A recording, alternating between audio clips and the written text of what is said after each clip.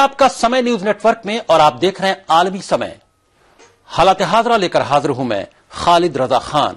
आज हम गुफ्तगू की शुरुआत करेंगे यूपी के बनारस से, जहां बीजेपी की जानिब से नरेंद्र मोदी को उम्मीदवार बनाए जाने के बाद वहां के सियासी दर्जा हरारत में इजाफा होता जा रहा है। लेकिन यहां के अमन पसंद लोगों को उस वक्त एक झटका लगा जब मोदी के खिलाफ हिज़्ब इख्तिलाफ जमातों की जानिब से मुत्तहिदा उम्मीदवार उतारने के इम्कान को सियासी पार्टियों ने खत्म करने का ऐलान कर दिया। इस तरह बनारस की जीत का फैसला अब वहां की अवाम की हिकमत अमली पर मुनहसर होता नजर आ रहा है। वहीं यहां के बुनकरों ने भी अपने बेदारी कॉन्फ्रेंस में साफ कर दिया है कि वो मोदी की मुबैना लहर में किसी भी तरह से शामिल नहीं है। इसके अलावा हम बात करेंगे झारखंड रियासत की, जहां के सियासी हालात बताते रहे हैं कि यहां के अवाम ने अक्सर मौजूदा अराकीन पार्लियामेंट को तब्दील किया है।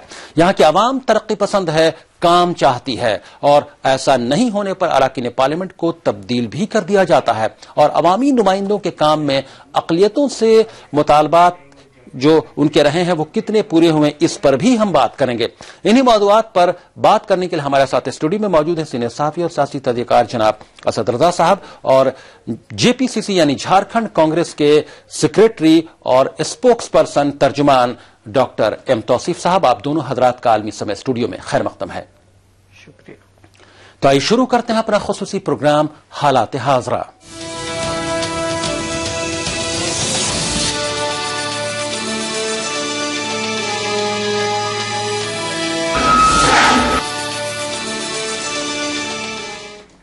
बनारस में नरेंद्र मोदी के खिलाफ हिज़्ब इख्तिलाफ जमातों की जानिब से मुत्तहिदा उम्मीदवार उतारने के इम्कान तकरीबन खत्म होते नजर आ रहे हैं। तमाम पार्टियां अपने अपने उम्मीदवार उतारने की रवायत को फरोग देते हुए अपनी हिकमत अमली को आखिरी शक्ल दे रही हैं। इस तरह बनारस की जीत का फैसला अब वहां की अवाम की हिकमत अमली पर मुनहसिर है। इस सिलसिले में पेश है एक रिपोर्ट। यूपी के बनारस में मोदी को सख्त टक्कर तो मिलना तय है, लेकिन उनके खिलाफ मुश्तरका उम्मीदवार उतारने के इम्कानात खत्म होते नजर आ रहे हैं। तमाम पार्टियां अब मोदी के खिलाफ अपना अपना उम्मीदवार उतारने जा रही हैं। आप लीडर अरविंद केजरीवाल पहले ही मोदी के खिलाफ इंतखाबात लड़ने का चैलेंज कबूल कर चुके हैं और वो 25 मार्च को बनारस में इजलास करके अवाम से राय लेंगे। केजरीवाल का नाम सामने आने से ये सरगर्मियां बढ़ गई थीं कि दीगर जमातें भी मोदी को घेरने के मकसद से उनकी हिमायत कर सकती हैं। लेकिन अब सभी पार्टियां अपनी पहचान के साथ अपना उम्मीदवार भी मैदान में उतारने जा रही हैं।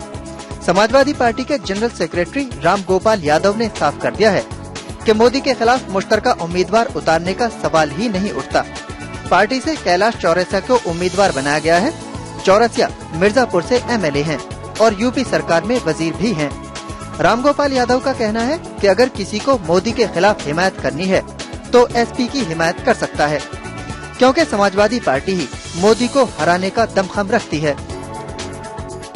समाजवादी पार्टी स्वयं अपने बल पर अपने उम्मीदवार के द्वारा ही नरेंद्र मोदी को हराने की स्थिति में है। इसलिए किसी साझा उम्मीदवार का सवाल नहीं है। कोई दूसरी पार्टी हमारे उम्मीदवार का समर्थन करना चाहेगी तो हम उस पर विचार कर सकते हैं, लेकिन चुनाव हमारा उम्मीदवार ही लड़ेगा नरेंद्र मोदी के खिलाफ। तो समाजवादी पार्टी ने अपना मौक़िफ़ वाज़ेह कर दिया है। बीएसपी से भी विजय जायसवाल के नाम पर गौर हो रहा है। कांग्रेस भी मोदी के खिलाफ मजबूत उम्मीदवार उतारने का इशारा दे चुकी है। इन सब के अलावा कौमी एकता दल से मऊ एमएलए मुख्तार अंसारी के भी एकता मंच की जानिब से मोदी को चैलेंज देने की खबरें सरगर्म हैं।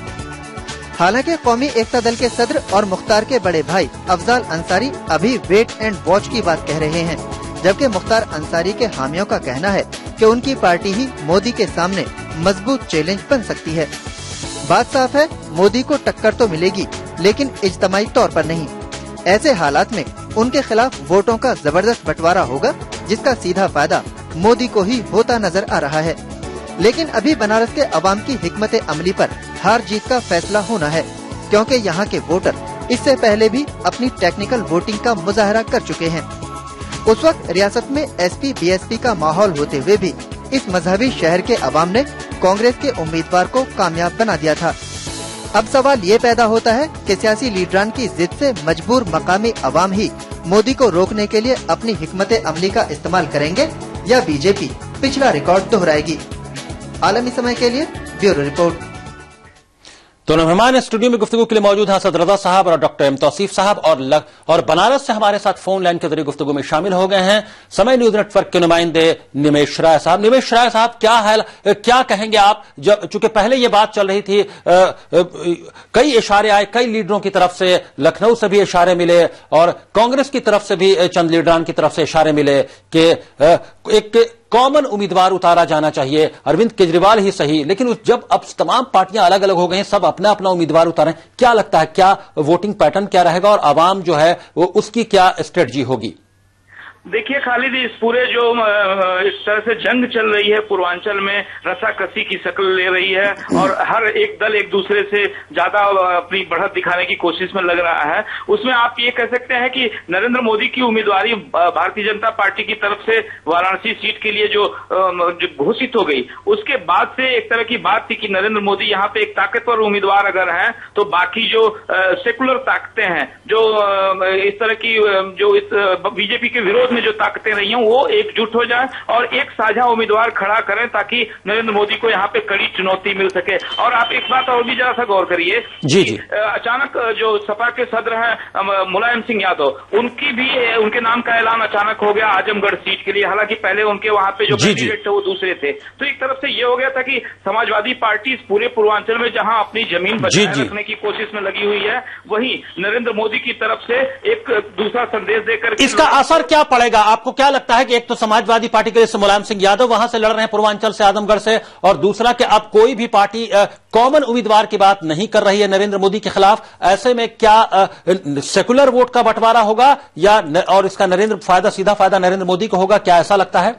देखिए, जो तस्वीर बनारस की है उसमें एक बात जिक्र करना बहुत जरूरी है कि नरेंद्र मोदी, इसमें कोई शक नहीं कि एक ताकतवर उम्मीदवार के तौर पे यहाँ देखे जा रहे हैं। जिस तरह से मजहबी दर्जा हासिल रहा है वाराणसी को, उसके मद्देनजर अगर देखते हैं तो। लेकिन इसके विरोध में अगर कोई ताकतवर उम्मीदवार एक साथ नहीं खड़े होते हैं तो स्थिति जो होगी वो शायद नरेंद्र मोदी के हक में जाए। लेकिन अब यहाँ पे बात हो रही है कि मुख्तार अंसारी भी कौमी एकता दल की तरफ से खड़े हो रहे हैं। तो आप इस बात का जरा सा पहले के इतिहास को जरा सा आप खंगालिए तो आपको नजर आएगा कि सियासी दल आपस में किस तरह से मिले जुले होते हैं और किस तरह से वाक ओवर देते हैं। अगर ये साझा रूप से नरेंद्र मोदी को सशक्त उम्मीदवार मान रहे हैं और प्रत्याशी नहीं खड़ा कर रहे हैं और अपने कमजोर प्रत्याशियों को इनके खिलाफ खड़ा कर रहे हैं, यानी बाकी राजनीतिक दल एक न एक तरह से नरेंद्र मोदी को वाक ओवर दे रहे हैं। और कोशिश ये की जा रही है कि एक कम्युनल पोलराइजेशन पूरे पूर्वांचल में वाराणसी और आजमगढ़ के बहाने फैले, ताकि इसके सहारे जो वोट है वोटरों के वो पोलराइज किए जा सके। जी, यानी पोलराइजेशन की दोनों तरफ से कोशिश हो रही है कि आप फोन लाइन पर बने रहे, स्टूडियो में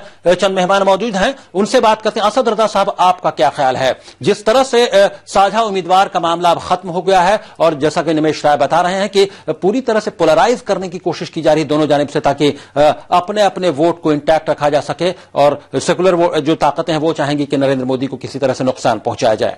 ये सही है कि कुछ पार्टियां चाहती हैं कि मजहब और धर्म के नाम पर सफबंदी हो, पोलराइजेशन हो, लेकिन मैं समझता हूं कि हमारे सेकुलर हिंदुस्तान के अवाम बहुत समझदार हैं, जो राय दहंदगान हैं वो सोच समझकर ही वोट देंगे। किसे वोट देते हैं ये तो अलग बात है और ये तो इलेक्शन के नतीजे ही बताएंगे, लेकिन इसमें कोई दो राय नहीं कि नरेंद्र मोदी एक ताकतवर उम्मीदवार हैं।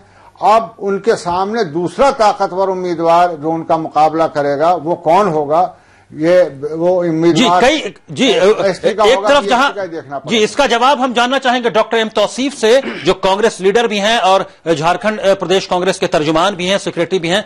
दिग्विजय सिंह के नाम की बात चल रही है कि एक तरफ नरेंद्र मोदी के खिलाफ जहां अरविंद केजरीवाल है, वहीं कांग्रेस दिग्विजय सिंह को भी उतार सकती है और यह खबर है कि वो भी तैयार हो गए हैं वहां से लड़ने के लिए। ऐसे में क्या इक्वेशन बन सकता है? वाकई इलेक्शन सीरियस, कांग्रेस सीरियस है नरेंद्र मोदी को हराने के लिए, मुकाबला करने के लिए? डॉक्टर एम तौसीफ, देखिए, श्री दिग्विजय सिंह का फैसला तो चुनाव लड़ाने का फैसला जी वो हाई कमान करेगा। इस पे हमारी सीईसी की मीटिंग होती है, सीईसी में फैसला होता है, इस पे फैसला सीईसी लेंगे और श्रीमती सोनिया गांधी करेंगी फैसला, श्री राहुल गांधी करेंगे फैसला। इस पे तो मैं बहुत ज्यादा कुछ कहने के लिए नहीं कह सकता, लेकिन मैं बताऊं कि भारतीय जनता पार्टी के जो उम्मीदवार हैं नरेंद्र मोदी साहब, तो नरेंद्र मोदी साहब भारतीय जनता पर सबसे पहले तो ये जानना होगा कि भारतीय जनता पार्टी का जो बुनियाद है वो धर्म से रिलेटेड है, धर्म पे है। तो धर्म को लेकर के वो फिर चुनावी मैदान में आए हैं। एक तरफ कहते हैं कि मैं विकास की मैं बात करता हूं, तो ये जरा बताएं नरेंद्र मोदी साहब की जो बनारस आए हैं चुनाव लड़ने के लिए, तो बनारस में उन्होंने क्या विकास किया है? ये बहुत अहम सवाल है कि बनारस में उन्होंने क्या विकास किया है। विकास की अगर बात वो करते हैं तो आप जाइए अहमदाबाद में, तो या गुजरात में, तो पूरा गुजरात विकास के नाम पे खोखला है।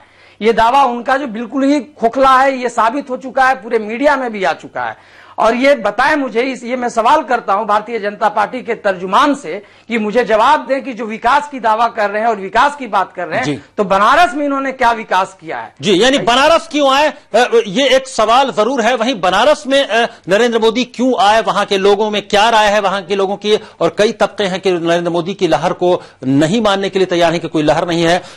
बीजेपी वाले नरेंद्र मोदी की लहर की बात कर रहे हैं, लेकिन बनारस की पहचान माने जाने वाले बनारसी साड़ियों के कारीगरों और उनकी तंजीम ने वादे कर दिया है कि वो कांग्रेस के साथ हैं, या टक्कर हुई अगर तो वो केजरीवाल का साथ देंगे। बुनकरों ने अपनी बेदारी कॉन्फ्रेंस में साफ किया कि वो इस इंतखाब में मोदी की मुबैना लहर में शामिल नहीं है। पेश है एक रिपोर्ट। बुनकर बिरादराना तंजीम पारा, ये बनारस में बुनकरों की सबसे बड़ी तंजीम है। लोकसभा इंतखाबात करीब हैं, सभी पार्टियां और तंजीमें अपनी अपनी हिकमत अमली तैयार कर रही हैं। इसी के मद्देनजर काशी के बुनकरों ने अपनी एक पंचायत बुलाकर मोदी की मुखालफत का ऐलान कर दिया। इन लोगों ने कहा कि अगर मोदी की लड़ाई में केजरीवाल आएंगे तो वो आम आदमी पार्टी का साथ देंगे। इन लोगों का कहना है कि बनारस में रैली के दौरान मोदी ने बुनकरों की बात भले ही उठाई हो, पर इसका कुछ खास असर नहीं दिखा। मेरी तो दिली ख्वाहिश ये है कि जो भी मोदी को टक्कर देगा, बदनाम जमाना सीएम को, हम उसके साथ हैं। कॉन्फ्रेंस में कहा गया कि मुसलमान मोदी के साथ नहीं जाएंगे। मोदी के मुतबादिल के तौर पर मुसलमान केजरीवाल के साथ रहेंगे।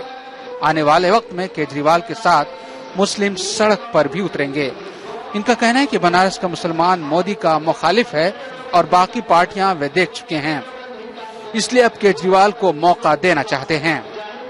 तो एक माइनॉरिटी का वोट लोगों को पड़ना चाहिए। जहाँ तक माइनॉरिटी का सवाल है तो वो नरेंद्र मोदी चुनाव में शिकस्त देने के लिए वो किसी भी पार्टी को जा सकते हैं, चाहे वो समाजवादी पार्टी हो या कांग्रेस।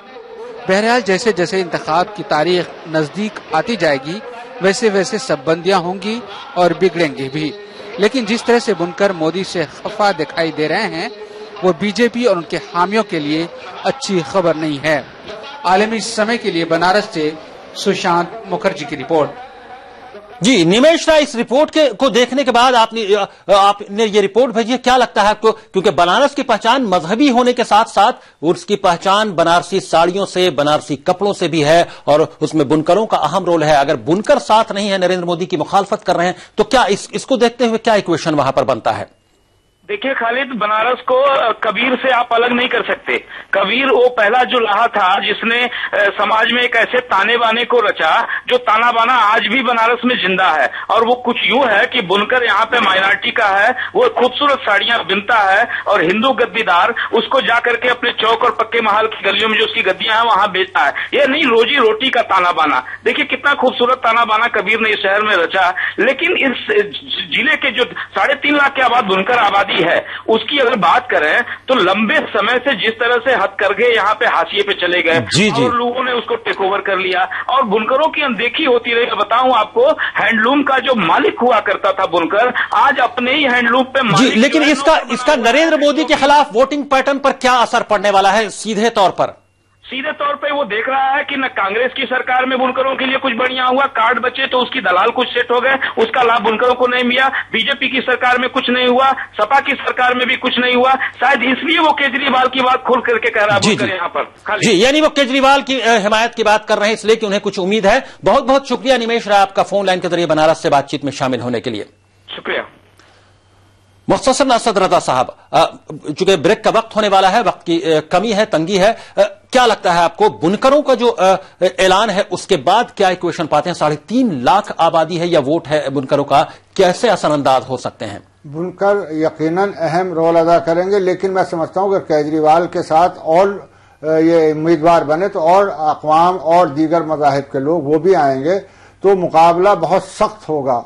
बनारस की जो सीट है वो मोदी के लिए बहुत आसान नहीं है, बहुत टफ मुकाबला होगा, चाहे केजरीवाल जी यकीनन टफ मुकाबला होगा। मुख्तसरन जानना चाहेंगे डॉक्टर एम तौसीफ से भी कि यकीनन कांग्रेस भी अपना उम्मीदवार खड़ा करेगी, जैसे कि बात हो रही है दिग्विजय सिंह को खड़ा करने की, अभी इसकी तस्दीक पूरी नहीं हो पाई, लेकिन ज़राए के हवाले से पुख्ता खबर है कि वो तैयार हो गए हैं और वो भी लड़ने वाले हैं। ऐसे में गुज़श्ता इंतखाब पर अगर नजर डालें तो मुरली मनोहर जोशी महज 16,000 वोटों से तकरीबन वहां से जीते थे और अच्छा चैलेंज दिया था मुख्तार अंसारी ने वहां। क्या लगता है इक्वेशन बुनकरों का जो ऐलान है 3.5 लाख वहां बुनकर हैं, और जो पिछला इलेक्शन अगर हम नजर में रखें तो क्या मुख्तार अंसारी बड़ा चैलेंज दे सकते हैं नरेंद्र मोदी को?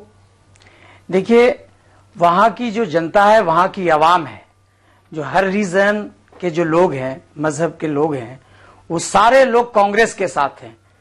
वो वहां बनारस की जनता कांग्रेस के साथ है और कांग्रेस का जो भी उम्मीदवार होगा, मुझे पूरा यकीन है कि नरेंद्र मोदी की हवा को खराब कर देगा, उनको हराएगा और मजबूती के साथ फिर से वहां पे यूपीए 1 को याद करें, यूपीए 1 में को देखे जिस तरह से लहर थी यूपीए 1। लेकिन एक सवाल यहां पर डॉक्टर एम तौसीफ जरूर है कि अगर दिग्विजय सिंह लड़ते हैं वहां से तो दिग्विजय सिंह भी वहां बाहर के होंगे और नरेंद्र मोदी भी बाहर के होंगे, तो मुकाबला बाहर और बाहर के दरमियान होगा अगर आप कांग्रेस की मजबूती की बात कर रहे हैं वहां। तो ये देखिए, अभी डिसाइड नहीं हुआ है वहां पे कांग्रेस की तरफ से कौन उम्मीदवार होगा। जब डिसाइड हो जाता है कि कौन उम्मीदवार होगा उसके बाद ही ये पता चल पाएगा। लेकिन मुझे पूरा यकीन है कि मेरा संगठन है और हम संगठन के बेस पे चुनाव लड़ते हैं और वहां के जो मुकामी लोग हैं वो कांग्रेस के साथ हैं, श्रीमती सोनिया गांधी के साथ हैं, राहुल गांधी के साथ हैं, कांग्रेस के साथ हैं और यूपीए 1 और यूपीए 2 के जितने भी आपका दावा है कि अभी भी कांग्रेस मजबूत है और उत्तर प्रदेश में मजबूत है, इसलिए कांग्रेस अच्छा पूरे हिंदुस्तान में हम मजबूत हैं, हर सूबे में हम मजबूत हैं। आप वही हमारा आप वही बात कर रहे हैं जिस पर सवाल भी बहुत खड़े हो रहे हैं, जो दावा किया है राहुल गांधी ने कि तमाम सर्वे जो है वो गलत बता रहे हैं और यूपीए 3 की ही सरकार बनेगी। आप उसी लाइन से बात कर रहे हैं। हमें यहां पर लेना पड़ेगा एक ब्रेक, हालात हादरा में वक्त हो गया एक ब्रेक का। दोनों मेहमान असदुल्लाह साहब और डॉक्टर एम तौसीफ हमारे साथ स्टूडियो में गुफ्तगू के लिए मौजूद हैं। ब्रेक के बाद हम आएंगे तो बात करेंगे झारखंड के हालात की, कि झारखंड की सियासत किस सिमत में जाती है, किस सिमत में रहती है। यहां वहां कहा जाता है कि अगर कोई लीडर काम नहीं करता है, खासतौर से लोकसभा इलेक्शन में, तो उम्मीदवार उसको बदल देते हैं, वो इलेक्शन हार जाता है और यह रवायत रही है। बहुत कम लीडरान ऐसे हैं, बहुत कम एमपी ऐसे हैं जो दोबारा या उससे ज्यादा जीते हैं। अक्सर लोग काम की बुनियाद पर वोट देते हैं और उन कामों में वहां बड़ी तादाद अक़लियतों की भी है, उनके काम पर कितना ध्यान दिया जाता है, इसके भी तमाम पहलुओं पर गुफ्तगू करेंगे। और गुफ्तगू में रांची से फोन लाइन के जरिए शामिल हो रहे होंगे समय न्यूज नेटवर्क के नुमाइंदे सत्यजीत कुमार भी फौरन हाजिर होते हैं।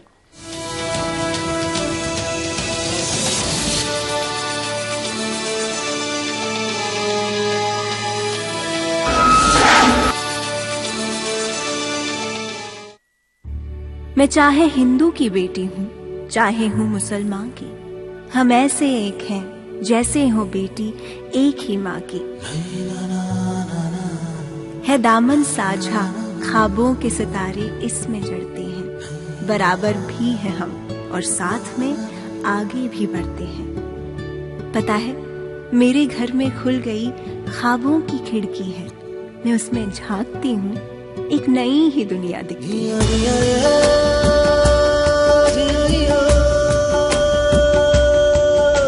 बुजुर्गों ने जो सींचे थे नई उम्मीद के पौधे, वो देखो लहलहाने लग गए हैं बातों बातों में। नया एक हौसला मुझ में है, आहट नन्हे पाँव की, अपनी तकदीर की गुल्लक भरे हर लड़की गाँव की। नजर न तुम लगाओ यूं बदलती मेरी दुनिया को, चलेंगे साथ मिलके हम, है मेरी जिंदगी में रोज नया कदम।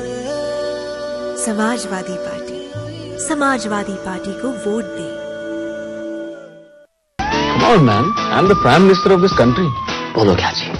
Shahrukh Khan. Come on, man. I thought you were the Prime Minister of this country. अगर आपको लगता है कि मैं अपने कर्तव्य से चूका हूँ, तो मुझे वोट मत दीजिए, पर वोट जरूर दीजिए, क्योंकि ये आपका हक है। निम्न आय वर्ग के परिवारों के लिए समाजवादी पार्टी शुरू करेगी समाजवादी पेंशन योजना, जिससे आर्थिक मदद के साथ साथ शिक्षा, साक्षरता तथा स्वास्थ्य संबंधी सुविधाएं भी उपलब्ध होंगी। समाजवादी पार्टी द्वारा ये देश की सबसे बड़ी सामाजिक सुरक्षा की पहल होगी। अब आपके खाते में जमा होंगी खुशियाँ। समाजवादी पार्टी को वोट दें। मैं वादा करता हूँ हिंदुस्तान इस दुनिया में अपना सही मुकाम पाकर रहे, कि मुझे अपने यंगिस्तान पर पूरा भरोसा है।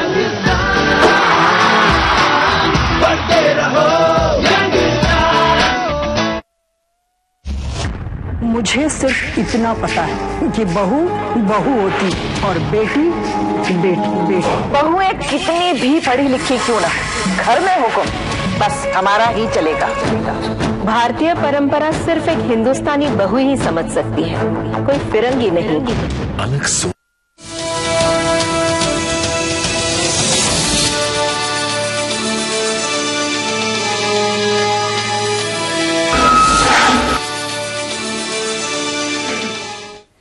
ब्रेक के बाद आलमी समय में आपका फिर खैर मकदम है। आप देख रहे हैं हमारा खुसूसी प्रोग्राम हालात हाज़रा। स्टूडियो में गुफ्तगू के लिए मौजूद हैं सीनियर सहाफ़ी और सियासी तजज़ियाकार जनाब असद रज़ा साहब और झारखंड प्रदेश कांग्रेस के सेक्रेटरी और स्पोक्स पर्सन तर्जुमान डॉक्टर एम तौसीफ साहब भी। हम बात करेंगे इस सेगमेंट में झारखंड की सियासत की। मुल्क में बेशक नमो लहर पर बीजेपी इतरा रही हो, कांग्रेस हुसूलियाबियों पर फूले नहीं समा रही हो, लेकिन झारखंड के सियासी हालात बताते रहे हैं कि इस रियासत की अवाम ने अक्सर मौजूदा अराकीन पार्लियामेंट को तब्दील किया है। यहां की अवाम तरक्की चाहते हैं, काम चाहते हैं, ऐसा न होने पर अराकीन पार्लियामेंट को तब्दील भी कर देते हैं। पेश है एक रिपोर्ट। इंतखाब में लहर काम करती है। गुज़िश्ता कई इंतखाबात में लहर ने इक़्तिदार तब्दील किया है, लेकिन झारखंड के क़याम के बाद जितने भी इंतखाबात हुए हैं उसमें ना तो लहर काम आई और ना ही चेहरे। काम न करने वाले अराकीन पार्लियामेंट को रियासत के अवाम ने दोबारा मौका नहीं दिया। रियासत की तश्कील से कबल बीजेपी के हिस्से में झारखंड की 13 लोकसभा सीटें थीं। 2004 के इंतखाबात में बीजेपी ने ये सीटें गंवा दी। तब बीजेपी की टिकट से सिर्फ बाबूलाल मरांडी कोडरमा से इंतखाब जीत पाए थे। उस वक्त मरकज और रियासत में बीजेपी की ही हुकूमत थी। कांग्रेस 6, जेएमएम 4, आरजेडी 2 और सीपीआई के खाते में 1 सीटें आई थी। लेकिन 2009 के इंतखाबात में अवाम ने अराकीन पार्लियामेंट को सबक सिखा दिया। कांग्रेस 5 सीटें हार गई, जेएमएम को भी 2 सीटों से हाथ धोना पड़ा, आरजेडी का खाता तक नहीं खुल सका, सीपीआई ने अपनी 1 सीट भी गंवा दी। बीजेपी को फायदा हुआ, पार्टी 8 सीटों पर इंतखाब जीती। लेकिन जमशेदपुर ज़िमनी इंतखाब के बाद 1 सीट खिसक गई। इसी तरह 2005 के असेंबली इंतखाब में 81 में से 51 हालिया अराकीन कानून साजिया इंतखाब हार गए। 2009 में 81 में से 59 हालिया एमएलए इंतखाब हारे। ये आदादो शुमार बताते हैं कि न लहर चली न जोर जबरदस्ती। काम करो और वोटरों के दिल जीतो, वरना जगह नहीं है। लोग अपने जनप्रतिनिधि के काम काज पर सवाल उठाने लगते हैं और निश्चित रूप से इस चुनाव में भी पहले सवाल उठेगा कि हमारे प्रतिनिधि ने हमारे लिए क्या किया। बीजेपी भी मानती है कि अगर एमपी ने काम किया होगा तो जरूर जीतेंगे। पार्टी को नमो लहर से भी फायदे की उम्मीद है, लेकिन कांग्रेस नमो लहर को कतई नहीं मानती। हमारे सांसदों ने कार्य किया है अपने क्षेत्र में, तो उसका परिणाम जरूर आएगा।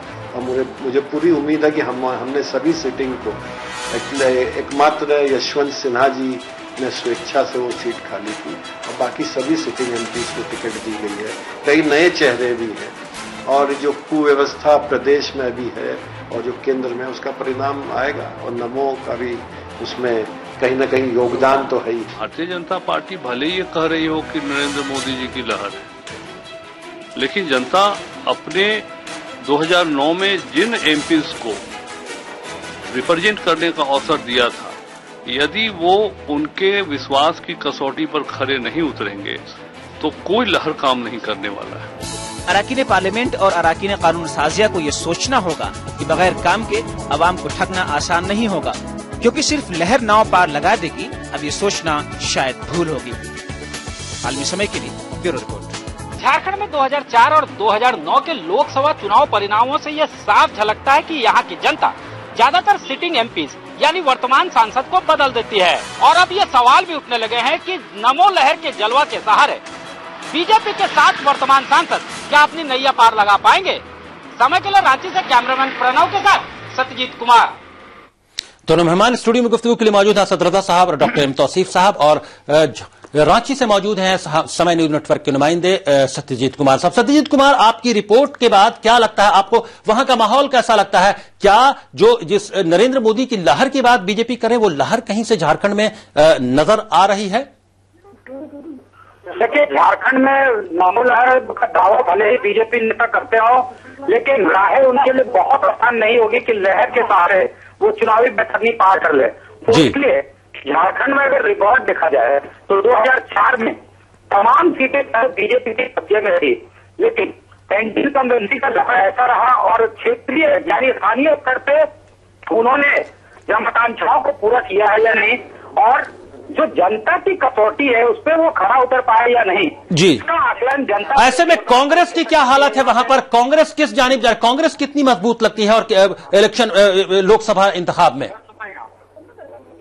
देखिए, कांग्रेस के लिए भी जो है चीजें बड़ा मुश्किल है, क्योंकि केंद्र में कांग्रेस की सरकार रही है और राज्य में भी कांग्रेस के समर्थन से सरकार चल रही है। लेकिन इतना तो तय है कि झारखंड का जो साइकी रहा है, झारखंड की जो साइकी रही है, उसके मुताबिक अगर किसी ने काम किया होगा, उसका ट्रैक रिकॉर्ड बढ़िया है, वो अगर विश्वास जितने में कामयाब रहा है, जनता आंकड़ों पे फिर आंखों पे बिठाते रही है, उसके काम के आधार पे तभी उसकी नैया पार लग सकती है। और ये सिर्फ लोकसभा चुनाव में ही नहीं, विधानसभा चुनाव में भी दिख रहा है। 2005 जी, यानी काम करेंगे तभी वोट मिलेगा। सत्यजीत कुमार जी, आप फोन लाइन पर बने रहिए, हमारे साथ स्टूडियो में मौजूद हैं झारखंड प्रदेश कांग्रेस के सेक्रेटरी और स्पोक्स पर्सन तर्जुमान doctor M Tauseef. Doctor M Tauseef, आप क्या बोलेंगे? आप कांग्रेस लीडर हैं, झारखंड के बारे में क्या बोलेंगे? कांग्रेस वाकई काम कीजिए और वोट लीजिए, ऐसे में कांग्रेस कहां पाती है अपने आप को? क्योंकि कांग्रेस भी बहुत मजबूत नहीं नजर आ रही है। अगर हम हुकूमत की भी बात करें, हुकूमत चल जरूर रही, लेकिन माइनॉरिटी में आ गई है वहां की रियासती हुकूमत। कई कांग्रेस लीडर छोड़कर भी जा चुके हैं।